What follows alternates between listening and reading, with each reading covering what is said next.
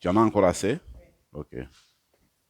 Parce qu'il faudrait qu'on en trouve hein, pour plus tard. Il faut que ça arrive vers là. Ouais, ouais.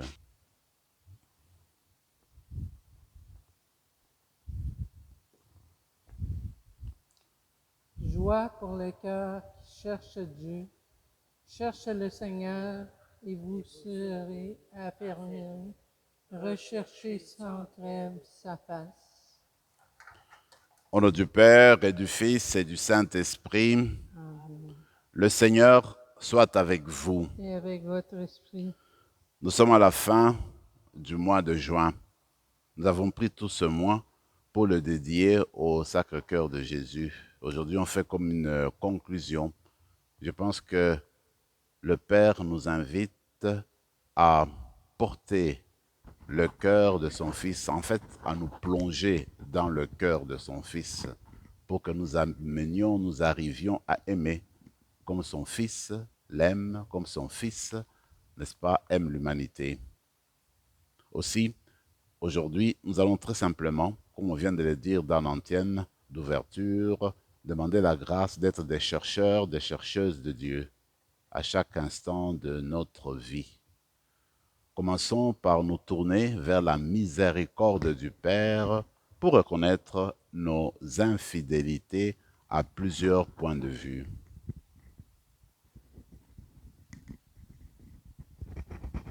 Seigneur Jésus envoyé pour guérir les cœurs qui reviennent vers toi, Seigneur, prends pitié. Seigneur, prends pitié. Ô Christ venu appeler les pécheurs, ô Christ, prends pitié. Ô Christ, prends pitié. Seigneur qui siège à la droite du Père où tu intercèdes pour nous, Seigneur, prends pitié. Seigneur, prends pitié. Que Dieu Tout-Puissant nous fasse miséricorde, qu'il nous pardonne nos péchés et nous conduise à la vie éternelle. Amen. Prions le Seigneur. Dieu éternel et tout-puissant, augmente en nous la foi, l'espérance et la charité. Et pour que nous puissions obtenir ce que tu promets, fais-nous aimer ce que tu commandes. Par Jésus-Christ, ton Fils, notre Seigneur, qui vit et règne avec toi dans l'unité du Saint-Esprit, Dieu, pour les siècles des siècles. Amen.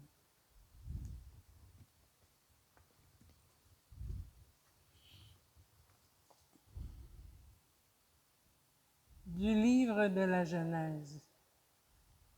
Lorsqu'Abraham eut atteint 99 ans, le Seigneur lui apparut et lui dit, « Je suis le Dieu puissant, marche en ma présence et sois parfait. » Dieu dit à Abraham, « Toi, tu observeras mon alliance, toi et ta descendance après toi, de génération en génération. Et voici l'alliance qui sera observée entre moi et vous, c'est-à-dire toi et ta descendance après toi. Tous vos enfants mâles seront circoncis. » Dieu dit encore à Abraham, « Sarai, ta femme, tu ne l'appelleras plus du nom de Sarai. Désormais, son nom sera Sarah, c'est-à-dire princesse. Je la bénirai. D'elle aussi, je te donnerai un fils. Oui, je la bénirai.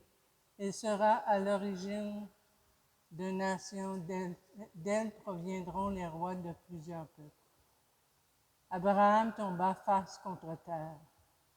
Il se mit à rire car il se disait, « Un homme de 100 ans va-t-il avoir un fils? Et Sarah va-t-elle enfanter à 90 ans? » Et il dit à Dieu, « Accorde-moi seulement qu'Ismaël vive sous ton regard. » Mais Dieu reprit, « Oui, vraiment, ta femme Sarah va t'enfanter un fils. Tu lui donneras le nom d'Isaac. J'établirai mon alliance avec lui, comme une alliance éternelle avec sa descendance après lui. Au sujet d'Ismaël, je t'ai bien entendu. Je le bénis, je le ferai fructifier et se multiplier à l'infini. Il engendra 12 princes et je ferai de lui une grande nation. Quant à mon alliance, c'est avec Isaac que je l'établirai. avec l'enfant que Sarah va te donner l'an prochain à pareille époque. Lorsque Dieu finit de parler à Abraham, il s'éleva loin de lui. Parole du Seigneur. Nous rendons grâce à Dieu. Voilà comment sera béni l'homme qui craint le Seigneur. Voilà comment sera béni l'homme qui craint le Seigneur. Heureux qui craint le Seigneur et marche selon tes voies. Tu te nourriras du travail de tes mains. Heureux es-tu, à toi le bonheur. Voilà comment sera béni l'homme qui craint le Seigneur. Ta femme sera dans ta maison comme une vigne généreuse, et tes fils autour de la table comme des plants d'olivier. Voilà comment sera béni l'homme qui craint le Seigneur. Voilà comment sera béni l'homme qui craint le Seigneur. De Sion, que le Seigneur te bénisse. Tu verras le bonheur de Jérusalem tous les jours de ta vie. Voilà comment sera béni l'homme qui craint le Seigneur.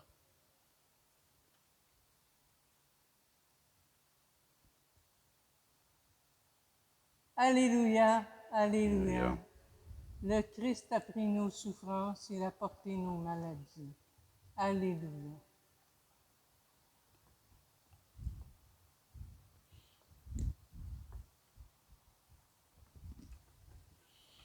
Le Seigneur soit avec vous. Évangile de Jésus-Christ selon saint Matthieu. Gloire à toi, Seigneur. Lorsque Jésus descendit de la montagne, des foules nombreuses le suivirent. Et voici qu'un lépreux s'approcha, se prosterna devant lui et dit, « Seigneur, si tu le veux, tu peux me purifier. » Jésus étendit la main, le toucha et lui dit, « Je le veux, sois purifié. » Et aussitôt, il fut purifié de sa lèpre. Jésus lui dit, « Attention, ne dis rien à personne, mais va te montrer au prêtre et donne l'offrande que Moïse a prescrite. Ça sera pour les gens un témoignage. » Acclamons la parole de Dieu. Louange à toi, Seigneur Jésus.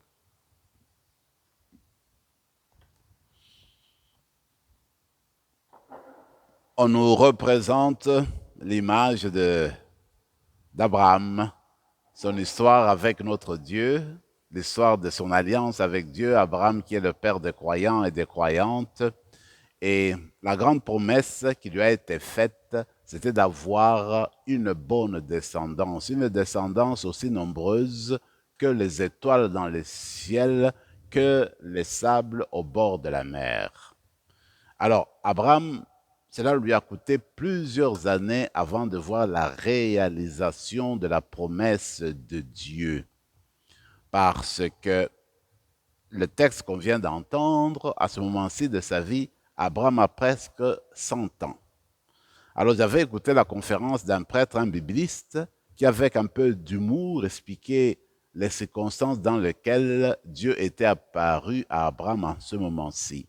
Il disait, voilà, Dieu avait promis la descendance aussi nombreuse, comme je viens de le dire, aussi nombreuse que les étoiles dans le ciel l'avaient promis à Abraham.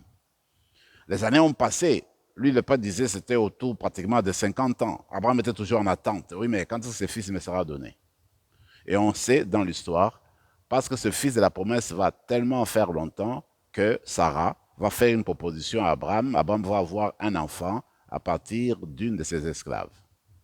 Maintenant, à ce niveau-ci, disait le conférencier, Dieu apparaît à Abraham. Peut-être qu'Abraham, dans son cœur, se dit, peut-être c'est le moment, je n'en sais rien. Mais Dieu, au début, ne fait même pas allusion à la promesse d'enfance. Dieu va lui parler de la circoncision, disait le conférencier. Il dit, mais Abraham attendait un enfant, voilà que Dieu vient lui parler de la circoncision.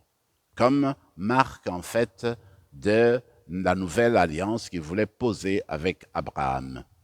Mais Abraham, dans sa foi, toujours, il écoute Dieu. Il entend cela, il accepte cette marque-là, la circoncision, qui sera le signe entre ses descendants et Dieu lui-même, le Créateur. Mais quand Dieu revient avec la promesse à la fin de la rencontre, Abraham se dit probablement que ça ne pourrait pas se passer parce qu'il avait pris beaucoup d'âge. Il était, comme on l'a dit, il avait presque 100 ans. Alors le Seigneur quand même renouvelle et dit non, tu vas avoir le fils de ta promesse et c'est avec ce fils-là que je vais faire de toi une grande descendance. Mais Abraham se dit, mais j'ai déjà un autre fils, peut-être on pourra peut-être bénir celui-là, celui-là sera à la tête de cette descendance-là. Mais Dieu propose, non, ça sera Isaac. Et effectivement, Dieu, par Isaac, comme on connaît l'histoire, va réaliser la promesse qu'il avait faite à Abraham. Moi, je me dis, dans notre vie, cela peut arriver de plusieurs manières. Dieu a son temps. Dieu a sa manière d'intervenir dans notre vie. Parfois, nous voulons lui donner de la leçon, lui dire quand faire ceci et quand faire cela. Mais en fait, comme Abraham, il faudrait seulement rester à la disposition de Dieu. Savoir que même au quotidien, même dans notre parcours spirituel, même dans les circonstances difficiles, dans les épreuves, même quand nous ne voyons pas toujours la présence de Dieu au quotidien, Dieu est toujours là et il sait lui-même ce qui est bon pour nous. Quand intervenir et quand répondre à nos prières, quand répondre à nos attentes. Peut-être que durant la célébration d'aujourd'hui, on pourrait demander que le Seigneur nous donne la foi d'Abraham, la patience d'Abraham, la compréhension d'Abraham, l'accueil d'Abraham. Alors, il me semble qu'au quotidien, nous sommes invités à faire alliance avec le Seigneur. Lui est notre Dieu et nous nous mettons à sa disposition pour faire connaître son nom. Regardez ce qui arrive dans l'évangile d'aujourd'hui. Il s'agit d'un lépreux. Et c'est le lépreux qui prend l'initiative d'aller vers Jésus. Et j'aime beaucoup son interpellation. C'est comme une prière. Hein? Seigneur, si tu le veux, tu peux me purifier. Si tu le veux. Généralement, quand nous lançons dans la prière de demande, c'est comme je viens de le dire, souvent nous avons notre projet, notre plan de A à Z. Et nous voulons simplement que Dieu puisse entrer dans notre plan et le conduire à sa réalisation. Mais le lépreux, il respecte la volonté de Dieu. C'est comme pour dire, vous vous rappelez la prière de Jésus, Père, si tu le peux, si tu le veux, eh bien, que ce couple puisse aller loin de moi. C'est ce que je désire, mais pas comme moi je veux, mais comme toi tu le veux. En fait, nous exprimons nos attentes, nous exprimons ce que nous souhaitons avoir, mais nous laissons la porte ouverte, parce que finalement, c'est que la volonté de Dieu soit faite. Et comme je le disais, la volonté de Dieu sur nous, c'est toujours et toujours la meilleure chose. C'est toujours pour notre épanouissement, parce que Dieu est celui qui sonde les reins et le cœur. Dieu sait ce dont on a besoin à chaque instant de notre vie. Alors même notre prière de demande, c'est exprimer ce que nous désirons vraiment, mais toujours laisser cette porte ouverte, si tu le veux, que ta volonté soit faite. Parce que nous savons que même ce que nous demandons, Dieu peut le faire entrer dans sa volonté pour que cela soit consistant, soit solide, soit nourrissant, pour que cela contribue à notre salut. C'est notre frère le lépreux dans l'évangile d'aujourd'hui est notre modèle dans la prière. Prier, demander avec foi, aller vers le Christ avec foi, tout en lui donnant, en laissant Dieu accomplir sa volonté. Et regardez la volonté du Christ ici. Il montre sa sollicitude envers ce malade-là. Il montre son amour envers ce malade-là. Il dit, mais voyons donc, mais oui, je veux bien que tu guérisses. Et il le toucha. Le lépreux qu'on ne pouvait pas toucher, le Seigneur le touche pour l'intégrer dans la société, pour l'intégrer dans la vie, pour reconnaître sa dignité d'enfant de Dieu, pour que cette personne reprenne la vie de tous les jours. Peut-être que nous sommes invités aujourd'hui à faire la même chose, à regarder autour de nous des gens qui sont rejetés, exclus, pour que nous étendions notre main pour le faire vivre, le faire entrer dans le cercle des vivants, pour reconnaître leur dignité et en fait les offrir au Seigneur. Que cette Eucharistie que nous célébrons aujourd'hui fasse de nous des personnes toutes ouvertes à Dieu, des personnes ouvertes à la volonté de Dieu, mais aussi des personnes qui sont attentives au sort des autres, surtout les plus démunis, les personnes oubliées, pour faire reconnaître leur dignité d'enfant de Dieu.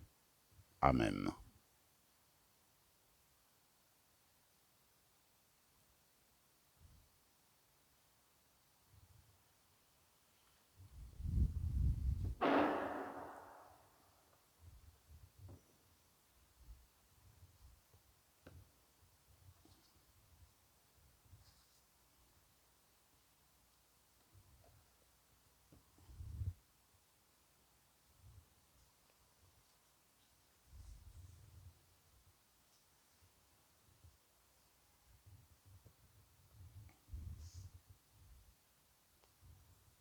Tu es béni, Seigneur, Dieu de l'univers, toi qui nous donnes ce pain, fruit de la terre et du travail des hommes et des femmes. Nous te le présentons et deviendra le pain de la vie. Béni soit Dieu maintenant, toujours.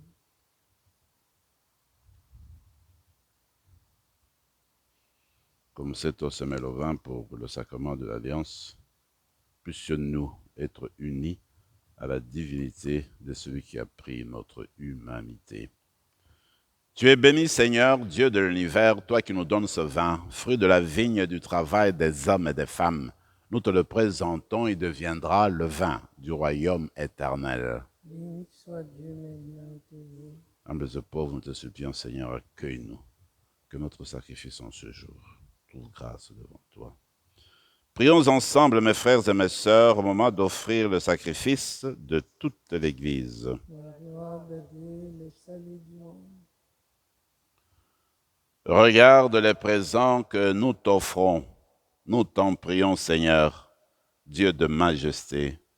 Permets que notre célébration soit d'abord tournée vers ta gloire, par le Christ notre Seigneur.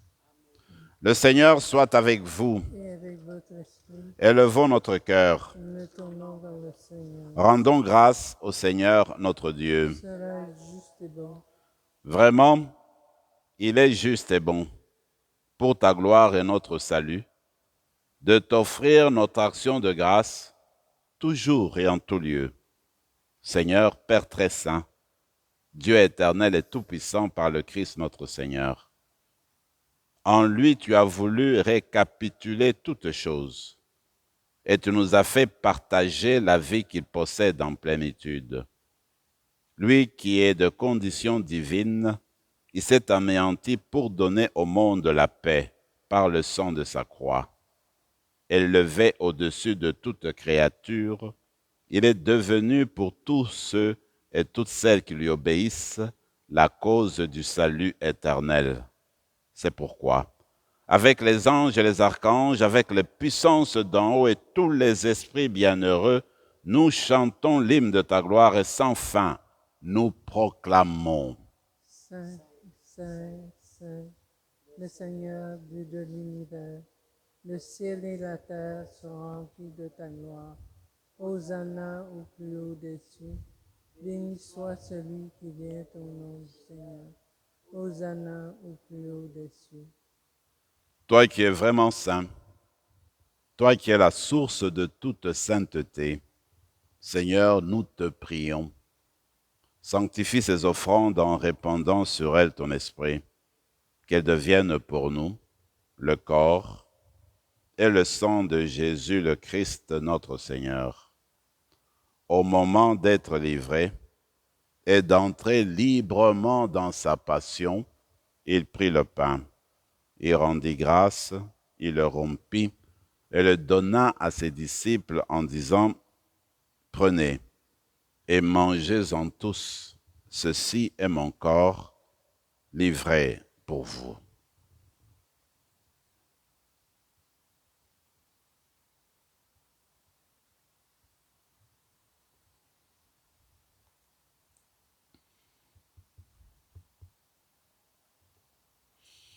De même, après le repas, il prit la coupe.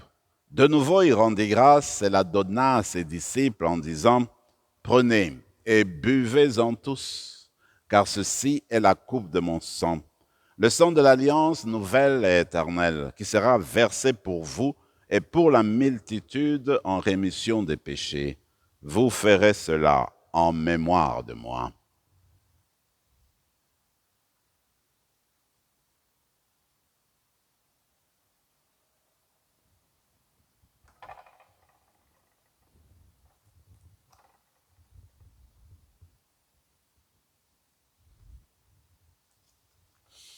Acclamons le mystère de la foi.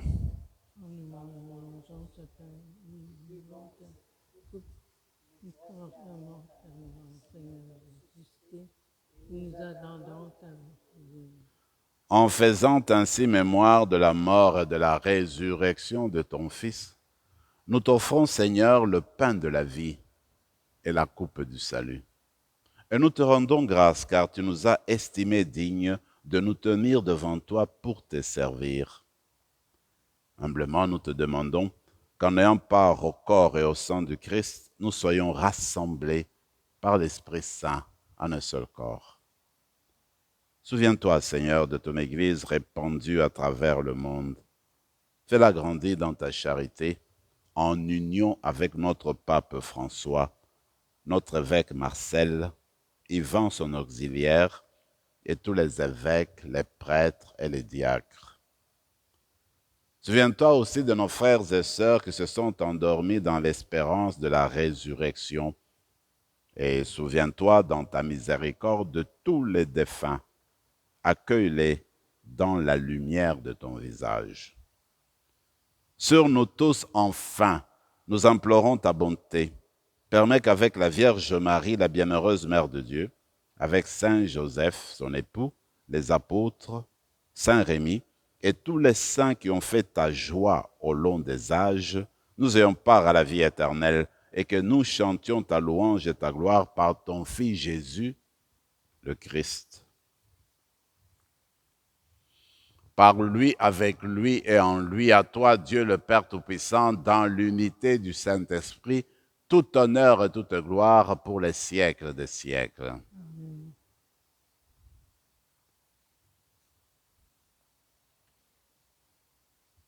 Comme l'avons appris du Sauveur et selon son commandement, nous osons dire, Notre Père qui es aux cieux, que ton nom soit sanctifié, que ton règne vienne, que ta volonté soit faite sur la terre comme au ciel. Donne-nous aujourd'hui notre pain de ce jour. Pardonne nos offenses comme nous pardonnons aussi à ceux qui nous ont offensés. Et ne nous laisse pas entrer en tentation, mais délivre-nous du mal. Délivre-nous de tout mal, Seigneur, et donne la paix à notre temps. Soutenus par ta miséricorde, nous serons libérés de tout péché, à l'abri de toute épreuve, nous qui attendons que se réalise cette bienheureuse espérance, l'avènement de Jésus-Christ, notre Sauveur. Car c'est à toi qu'appartiennent le règne, la puissance et la gloire, pour les siècles des siècles. Seigneur Jésus-Christ, tu as dit à tes apôtres, je vous laisse la paix, je vous donne ma paix. Ne regarde pas nos péchés, mais la foi de ton Église, pour que ta volonté s'accomplisse. Donne-lui toujours cette paix et conduis-la vers l'unité parfaite, toi qui vis et règnes pour les siècles des siècles. Amen. Que la paix du Seigneur soit toujours avec vous. Et avec votre esprit. Agneau de Dieu, qui enlève le péché du monde. Agneau de Dieu qui enlève le péché du monde. Prends pitié de nous. Agneau de Dieu qui enlève le péché du monde. Donne-nous la paix.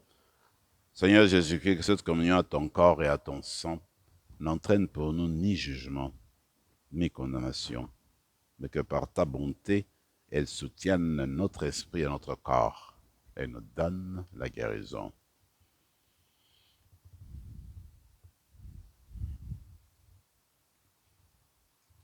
Voici celui qui nous libère de la lèpre du péché. C'est l'agneau de Dieu, celui qui enlève les péchés du monde. Heureux les invités au repas des noces de l'agneau. Seigneur, je ne suis pas digne de te recevoir, mais dis seulement ta parole et je serai guéri. Que le corps et le sang de Christ nous gardent pour la vie éternelle. Amen.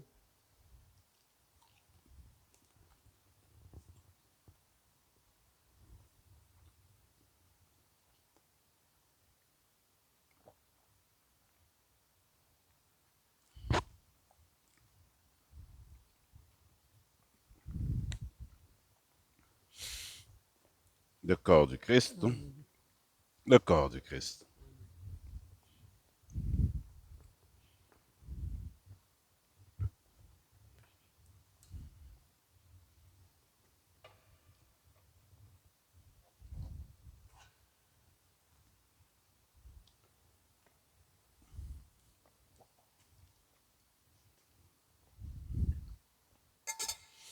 Prenons quelques moments de silence et de prière dans nos cœurs.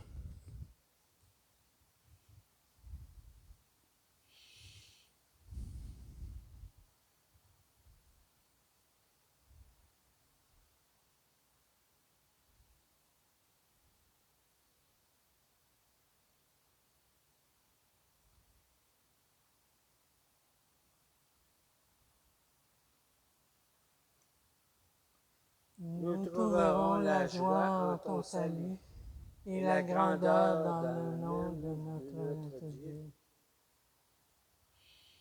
Que tes sacrements, Seigneur, nous t'en prions, achèvent de produire en nous ce qu'ils contiennent. Puissions-nous saisir dans sa pleine vérité ce que notre célébration préfigure aujourd'hui. Par le Christ, notre Seigneur. Le Seigneur soit avec vous et que Dieu Tout-Puissant vous bénisse, le Père, le Fils et le Saint-Esprit. Allez dans la paix du Christ. Nous rendons grâce à Dieu.